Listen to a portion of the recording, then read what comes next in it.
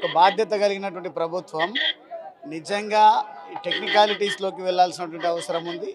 దీనికి బాధ్యులు ఎవరు, వాళ్ళను ఏ రకంగా శిక్షించినా సమాజానికి ప్రతిపక్షానికి అభ్యంతరం ఉండదు.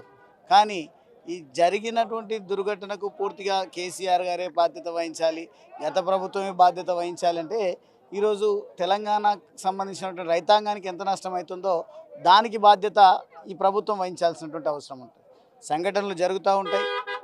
మా నాయకులు కూడా ఒప్పుకున్నారు, పలు ఉదాహరణలు కూడా ఇవ్వడం జరిగింది.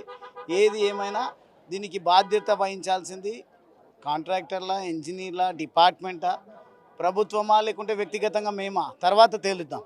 కానీ నివారణ చర్యలు చేపట్టకుండా ఇప్పటికీ ఇంకా తాత్సారం చేస్తూ దీన్ని రాజకీయం చేస్తూ రాబోయే పార్లమెంట్ ఎన్నికల కోసం లబ్ధి పొందేటువంటి ప్రయత్నం చేస్తున్నారు తప్ప రైతాంగం పట్ల ప్రభుత్వానికి చిత్తశుద్ధి ఉన్నట్టుగా అయితే కనిపించడం లేదు. ఇది కాగ్ నివేదికలో నిధులు దుర్వినియోగం అయినాయని చెప్పేసి అంటున్నారు. కాగ్ నివేదిక వీటన్నింటినీ అసెంబ్లీలో చర్చించాల్సినటువంటి అంశాలు. దీని విషయంలో మొదటగా రైతాంగానికి కాగ్ అంటే తెలియదు. నేను చెప్తున్నా, ఇప్పుడు ఎన్నికైనటువంటి సగం మంది ఎమ్మెల్యేలకు కూడా కాగ్ ఫుల్ ఫామ్ కూడా తెలియనటువంటి పరిస్థితి ఉంటుంది. ఎందుకంటే ప్రజాసేవ అంటే ఎన్నికై ప్రజలకు ఏదైనా ప్రభుత్వం నుంచి నిధులు తీసుకురావచ్చు అనుకుంటారు తప్ప ఈ కంట్రోలర్ ఆఫ్ ఆడిట్ జనరల్ ఇవన్నీ కూడా ఉంటాయి. వీటికి ఇంటర్ఫియరెన్స్ ఉంటుంది, వీళ్ళ లెక్కలు ఉంటాయి. ఏమైనా ప్రభుత్వం తప్పుడు ఖర్చు పెట్టుంటే దానికి బాధ్యులను చేసే విధంగా రిపోర్ట్స్ ఇస్తుంది.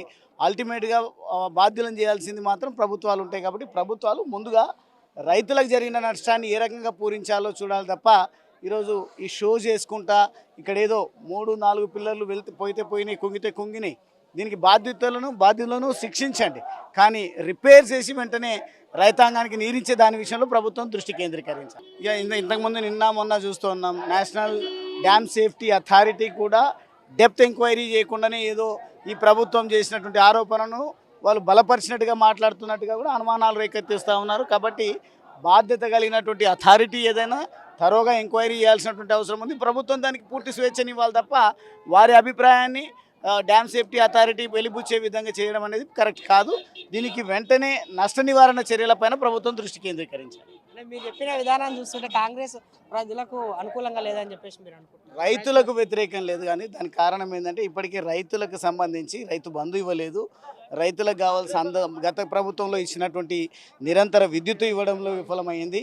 అదేవిధంగా రైతులకు కావాల్సినటువంటి సాగునీటి విషయంలో తాత్సారం చేస్తూ దీన్ని నివారణ చర్యలు చేపట్టకుండా కేవలం పబ్బం గడుపుకునే విధంగా మాట్లాడుతుంది. ఆరోపణలు గత ప్రభుత్వం మీద నెట్టేటువంటి ప్రయత్నం చేస్తాం తప్ప ఇంకొకటి కాదు.